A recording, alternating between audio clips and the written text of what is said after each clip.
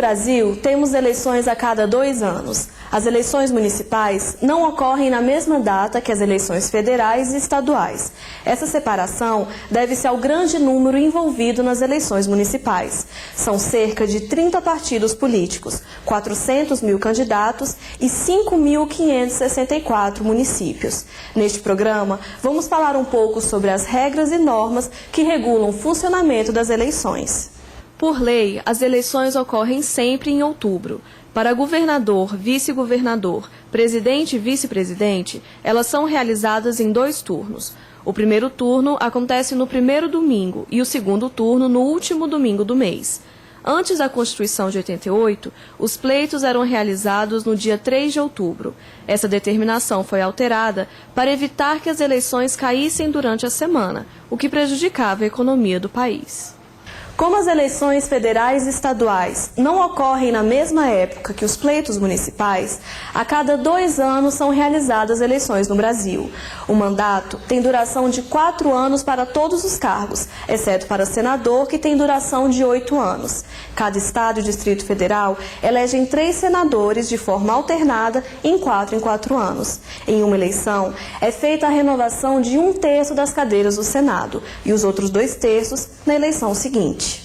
As eleições para a chefia do Poder Executivo e para o cargo de senador são chamadas de majoritárias. Ganha quem conquista o maior número de votos válidos. As eleições majoritárias são decisivas em turno único, e se nenhum dos candidatos atingir a maioria dos votos, uma nova eleição será realizada para os 2 candidatos mais votados. Já a escolha de deputados e vereadores é feita em eleições proporcionais, ou seja, são considerados eleitos os mais votados, proporcionalmente ao número de vagas que o partido obtiver. O estatuto de cada partido político é responsável por determinar as regras para a escolha de candidatos. São realizadas convenções partidárias para indicação desses candidatos a diversos cargos públicos. Essa escolha deve ser realizada de 10 a 30 de junho do ano das eleições. Em seguida, os partidos devem registrar a candidatura no Tribunal Regional Eleitoral. Nas eleições para a Câmara dos Deputados, Assembleias Legislativas, Câmara Legislativa do DF e câmaras municipais, cada partido pode lançar candidatos em número de até 150% das vagas a preencher. Por exemplo, se o estado é representado por 8 deputados, cada partido pode lançar até 12 candidatos a deputado federal.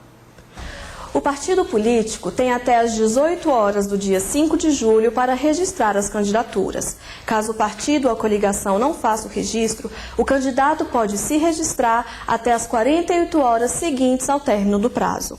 Cada candidato recebe um número para utilização na urna eletrônica. Até 45 dias antes das eleições, os tribunais regionais eleitorais devem remeter ao TSE uma relação de candidatos. Dessa relação deve constar o sexo e o cargo a que concorrem. As campanhas eleitorais são responsabilidade dos partidos políticos. Ao solicitar o registro de seus candidatos, os partidos e coligações comunicam à Justiça Eleitoral os valores máximos de gastos que farão por candidatura. Gastar além dos valores declarados sujeita o responsável ao pagamento de multa, no valor de 5 a 10 vezes a quantia em excesso. Os partidos devem constituir comitês financeiros até 10 dias úteis após a escolha de seus candidatos em convenção. Esse comitê tem a finalidade de arrecadar recursos e aplicá-los nas campanhas eleitorais. O candidato deve fazer a administração financeira de sua campanha eleitoral. Ele é o único responsável pela veracidade das informações. Tanto ele quanto o partido político devem abrir conta bancária específica para registrar todo o movimento financeiro realizado durante a campanha. Doações aos partidos políticos em campanhas eleitorais. Antes de 64, havia a possibilidade das empresas e pessoas físicas fazerem doações à atividade política dos partidos políticos, inclusive para as campanhas eleitorais. Em 64, com a mudança do regime político, com a instauração do regime autoritário, ficou proibida qualquer doação de pessoas físicas e de pessoas jurídicas das empresas aos partidos políticos. Essa proibição perdurou durante todo o regime autoritário, mas, como sabemos, não impediu, como pretendia, a doação das empresas, dos particulares, às campanhas políticas, que era feita veladamente, mediante o que se convencionou chamar Caixa 2 das empresas. Com a redemocratização, a partir de 1988, e com o pluralismo político que foi declarado pela Constituição, voltou a possibilidade de pessoas físicas, de pessoas jurídicas, empresas, enfim, da sociedade civil, participar do financiamento da atividade política. Desde 1993, então, que voltou a possibilidade de empresas, de pessoas físicas fazerem doações para a atividade política, para os partidos políticos. Atualmente, o limite, porque tem que haver um limite, uma vez que a nossa Constituição, o nosso sistema eleitoral veda o abuso do poder econômico, então há um limite para essa doação, que atualmente é de 10%, no caso de pessoa física, 10% do que essa pessoa teve de renda no ano anterior, e no caso das empresas, o limite é de 2% do faturamento que essa empresa teve também no ano anterior. Os candidatos devem declarar os gastos realizados durante a campanha eleitoral. São os comitês financeiros os responsáveis por essa prestação de contas, que devem ser acompanhadas de extratos bancários. A Justiça Eleitoral fiscaliza a regularidade dos dados e sua decisão deve ser publicada até 8 dias antes da diplomação dos eleitos. Em caso de irregularidade, a Justiça pode requisitar as informações necessárias para sanar as falhas.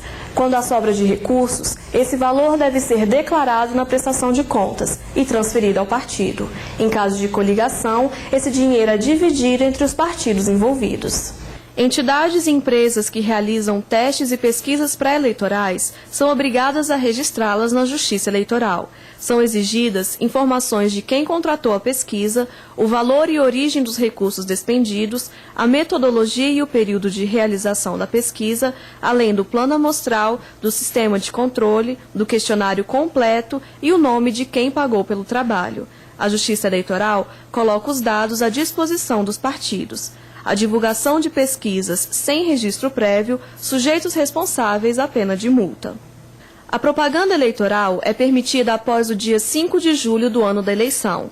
A propaganda em locais públicos é regulada por lei, sem necessidade de autorização prévia da Justiça Eleitoral. O partido precisa informar a autoridade policial que tomará as providências necessárias para garantir a segurança durante a realização do comício. É proibida a propaganda eleitoral no dia das eleições. Constitui crime o uso de alto-falantes, amplificadores de som ou a promoção de carreata nesse dia. A partir da década de 90, as eleições começaram a ser realizadas em urnas eletrônicas. Inicialmente, esse sistema foi aplicado de maneira parcial e, desde a última eleição, chegou a todo o país. A organização das mesas receptoras, aquelas que recebem o eleitor na hora do voto, é feita dentro de rigorosos critérios da Justiça Eleitoral. É proibida a participação de servidores de uma mesma repartição ou de parentes em qualquer grau, na mesma mesa, junta ou turma eleitoral. Quanto ao sistema de voto, aos mecanismos de voto na história do Brasil, nós evoluímos bastante. Nós tivemos no século XIX, na época do Império, eleições profundamente marcadas pela apartação da maioria absoluta da população brasileira. Esse quadro não se altera durante toda a Primeira República. Aliás, é bom que se diga que até 1930 não existe justiça eleitoral no Brasil, o voto não é secreto e, na verdade, as eleições são decididas a bico de pena, quer dizer, as atas, a maneira pela qual as atas são elaboradas é que vai definir o resultado das eleições. Da redemocratização de 1945 para cá, muito se evoluiu. Nós tivemos a eleição, a existência de eleições periódicas em todos os níveis, eleições com voto direto, sob supervisão da Justiça Eleitoral. A própria cédula foi sendo alterada das eleições de 45 até as de 62, tivemos vários tipos de cédulas sendo utilizadas nessas eleições. E sempre houve denúncias de fraude, enfim, enfim, de comportamentos, digamos, inortodoxos nessas eleições. No regime militar, o sistema tecnicamente se torna mais aperfeiçoado, embora as eleições tenham perdido muito da sua legitimidade. A começar pelo fato que durante bom tempo as eleições presidenciais foram indiretas e as eleições para governadores de estado também o foram. A partir da nova redemocratização e, sobretudo, com a Constituição de 88, o sistema eleitoral brasileiro se expande. Esse é um fenômeno interessantíssimo. O Brasil é hoje, sob o ponto de vista quantitativo, uma das maiores democracias do mundo, mas, sobretudo, os mecanismos, os procedimentos pelos quais as eleições se dão também vão evoluindo. Nesse sentido, o voto eletrônico me parece um avanço extraordinário. Não por acaso o Brasil é uma referência internacional quando se fala nesse tipo de mecanismo. Alguns técnicos questionam a possibilidade, enfim, de que haja algum tipo de tramóia, algum tipo de fraude nesse sistema. Não vou entrar no mérito, mas lembro que nós nunca tivemos algo tão perfeito, tão maduro, no sentido de corresponder fielmente ao ponto de vista do eleitor, ao desejo do eleitor, do que a urna eletrônica. Todo cidadão tem o direito e o dever de participar das eleições. Para garantir que esse processo democrático seja eficaz e autêntico, é que são cumpridas normas que orientam a realização das eleições.